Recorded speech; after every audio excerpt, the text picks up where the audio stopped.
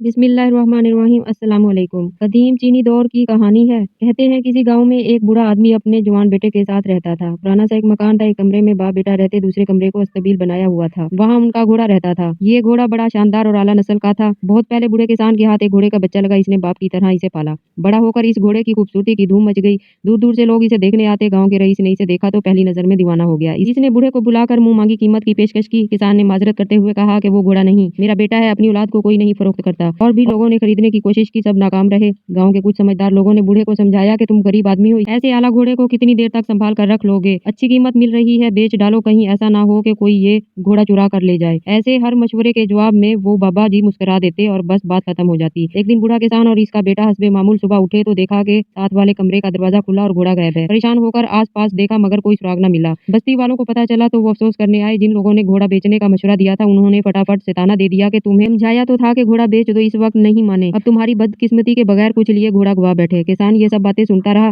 फिर बड़े इत्मीनान से बोला, भाइयों तुम्हारी बड़ी मेहरबानी कि मेरे पास आए, अपनी हमदर्दी का इजहार किया, अगर मुझे ये बात समझ नहीं आई कि इस वक्त किस्मती कहाँ से आ गई। ये दुरुस्त है कि मेरे पास घोड़ा था जो मुझे अपनी औलाद की तरह अजीज था और आज सुबह वो घोड़ा अपने कमरे से गायब है। इस हद तक तो ये बात दुरुस्त है, मगर इसके बारे में अभी ये कैसे तय कर लिया गया कि ये बदकिस्मती है। गाँव वाले बड़े हैरान हुए, आपस में कहने लगे ये शायद सदमे की वजह से बाबे का दिमाग चल गया है, ये बदकिस्मती नहीं तो और क्या कि हजारों की मालियत का घोड़ा चोरी हो गया। बड़बड़ाते हुए सब लोग वापस चले गए। 2-3 दिन बाद अचानक वो घोड़ा वापस आ गया। अब वो अपने साथ जंगल से सेहतमंद आला नस्ल के 21 जवान घोड़े भी ले आया। गांव में धूम मच गई, लोग आकर बूढ़े को मुबारकबाद देने लगे। उन्होंने इतराफ किया कि हमने इस रोज गलत बात की थी, घोड़े का चला जाना बदकिस्मती नहीं, असल में तो तुम्हारी खुशकिस्मती थी, आज पूरे 21 घोड़े तुम्हारे घर आ गए। किसान ने हैरत से ये सब तबसरे सुने और फिर कहा, भाइयों मुझे एक बार फिर तुम्हारी बातों की समझ नहीं आई, मेरा घोड़ा वापिस आ गया, ये दुरुस्त है कि वो 21 घोड़े ले आया, मगर इसमें खुशकिस्मती की क्या बात है। गाँव वाले ये सुनकर अपना सा मुंह लेकर रह गए। चंद दिन गुजर गए। किसान का बेटा इन जंगली घोड़ों को सधाने की कोशिश में मसरूफ था। एक दिन एक सरकश घोड़े ने इसे ऐसी पटकी कि इसकी टांग ही टूट गई। तबीब ने देखा भला और 3 महीनों तक के लिए बिस्तर पर आराम की हिदायत की। एक बार फिर गाँव उमड़ आया। हर एक ने बूढ़े के साथ हमदर्दी की। चंद एक ने साफ साफ गोई की के साथ इतराफ किया कि बाबा जी आप ही ठीक थे, इन 21 घोड़ों का आना खुशकिस्मती नहीं बल्कि दर हकीकत बदकिस्मती का इशारा था। आपका अकलौता सहारा नौजवान बेटा जख्मी हो गया, न जाने इसकी टांग दुरुस्त टूटती भी है या नहीं। आप बूढ़े बंदे हो, तमाम काम काज बेटा करता था, अब मुश्किल होगी, आपकी किस्मत खराब है, ऐसा हो गया।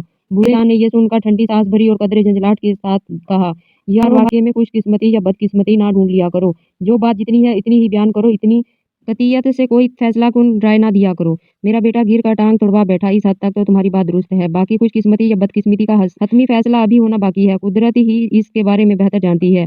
3 हफ्ते गुजर गए। अचानक ही जंग छिड़ गई। करीबी मुल्क की फौज ने हमला कर दिया। बादशाह ने जबरी भर्ती का हुक्म दिया। रियासती एहलकार दूसरे देहात की तरह इस गांव में भी आए और बूढ़े किसान के जख्मी बेटे के सिवा हर नौजवान को पकड़ कर ले गए। गांव वाले रोते पीटते बाबे के पास आए और कहने लगे कि हम तो तुम्हें बेवकूफ समझते थे, तुम तो हमसे ज्यादा सियाने निकले, वाकई तुम्हारे बेटे का हादसा बदकिस्मती नहीं, सच पूछो तो तुम्हारी इंतहाई खुशकिस्मती थी। हम सबके बेटे जंग लड़ने चले गए, मालूम नहीं वापिस लौटे भी हैं कि नहीं। तुम्हारा बेटा तो चलो 3-4 माह में ठीक हो जाएगा। बूढ़े किसान के पास सिवाय सर पीटने के कोई चारा नहीं था। बेचारगी से इसने कहा, भाइयों अगर तुम लोग असल बात को समझ लेते तो कभी इतना परेशान नहीं होते। हम सब बहुत जल्दी किसी वाक़े पर खुशकिस्मती बदकिस्मती का लेबल लगा देते हैं, हालांकि ये सब तस्वीर के छोटे छोटे टुकड़े होते हैं। हम में से किसी के पास मुकम्मल तस्वीर नहीं, तस्वीर का एक टुकड़ा ही होता है। इसी टुकड़े को हम मुकम्मल तस्वीर समझ लेते हैं। एक टुकड़ा कभी तस्वीर को दुरुस्त तरीके से बयान नहीं कर सकता, इसके रंग तक नहीं बता सकता। हमें हतमी राय देने के बजाय इंतजार करना चाहिए। जो वाक़या हुआ है इसे इतना ही समझना चाहिए और मानना चाहिए। कैसी लगी आज की कहानी जरूर कमेंट में बताइएगा।